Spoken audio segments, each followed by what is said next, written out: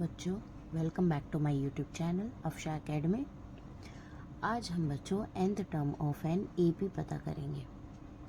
सबसे पहले ये क्वेश्चन आपको बोर्ड एग्ज़ाम में ज़रूर आता है, तो आपको nth term of an AP पता करने का मेथड पता होना चाहिए।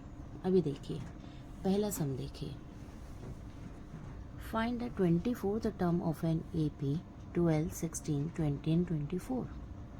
आपको कहा जा रहा है कि इस सीक्वेंस में 24th नंबर पर जो टर्म होगा उसे आपको पता करना है।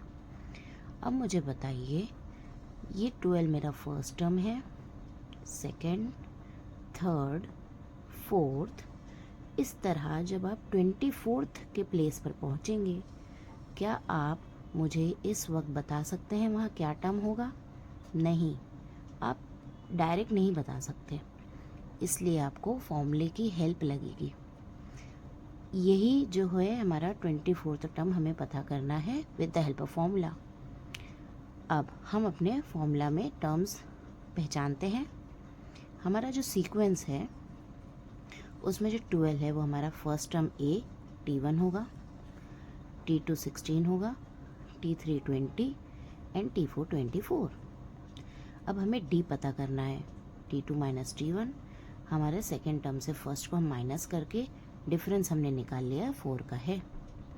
अब जब हमें D पता चल गया है और बाकी सारी चीज़ें हमें पता है, तो हम फॉर्मूला लिखेंगे Tn is equal to a plus n minus 1D। अब आपको तो पता है कि Tn मतलब T24, क्योंकि आपको 24th टर्म पूछा गया है, वही टर्म आपको पता करना है। ए आपका फर्स्ट टर्म है, 24th आपका n का वैल्यू -1 और D हमने सीक्वेंस से पता कर लिया है 4 है। अब हम इसे सॉल्व करेंगे। 24 minus 1 23, 23 multiplied by 4 will give you 92 and 12 plus 92 will give you 104। That means 24th term is 104th। अब आप एक चीज़ को समझिए, जब ये सीक्वेंस अपने 24th नंबर तक जाएगा, दैट मीन्स ये तो फर्स्ट टर्म है, second, third, fourth, fifth, six, seventh, eight, ninth. इसी तरह जब ये सीक्वेंस 24th प्लेस पर पहुंचेगा, तब आपको ये टर्म दिखेगा 104। तो आपका फाइनल आंसर है द 24th टर्म इज 104। इसी तरह हम एक और एग्जाम्पल देखते हैं। Find the 19th term of the following AP 7, 13, 19, 25। अब दोस्तों यहाँ देखो, अब आपको 19th टर्म के बारे में पूछा जा रहा है। क्या आप डायरेक्ट बता सकते हैं आंसर? नहीं। अब देखिए, फर्स्ट टर्म आपका 7, second term, third term, fourth term, fifth, six, seventh, 8। इस तरह जब आप 19th टर्म तक जाएंगे, तब आपको कौन सी वैल्यू नज़र आएगी, वही है आपका क्वेश्चन। अक्सर ऐसा होता है कि बच्चों को क्वेश्चन का मतलब ही नहीं समझ में आता है। क्वेश्चन में क्या पूछा जा रहा है वो कुछ नहीं समझते हैं, सीधा फॉर्मूला लगाए और करना शुरू। पहले आप अपने क्वेश्चन को समझना सीखिए। आपसे क्या पूछा जा रहा है वो माइंड में आपके कंसेप्ट क्लियर होना चाहिए।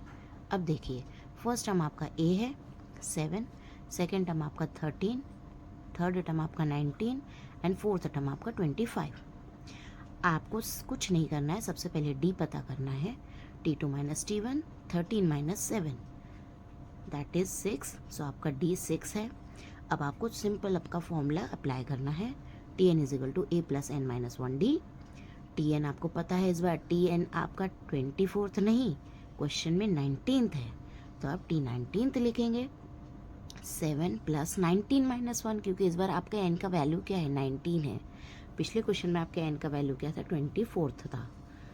तो 19 माइनस 1 एंड अगेन D का वैल्यू जो आपने 6 पुट किया है, 17 plus 18 into 6, 18 into 6 will be 108 and your final answer will be 115। So T19th आपका 115 होगा। So final answer the 19th term is 115। अब आप एक और चीज़ देखिए, 19th टर्म आपका 115 आ रहा है, मतलब जब आप first, second, third, fourth, fifth, six, seventh इस तरह से 19th टर्म तक पहुँचेंगे, उस प्लेस पे 115 का वैल्यू होगा। ये आपका क्वेश्चन था जिसका आपने एंड टर्म इस तरह फाइंड आउट किया है। I hope this helps you. Thank you.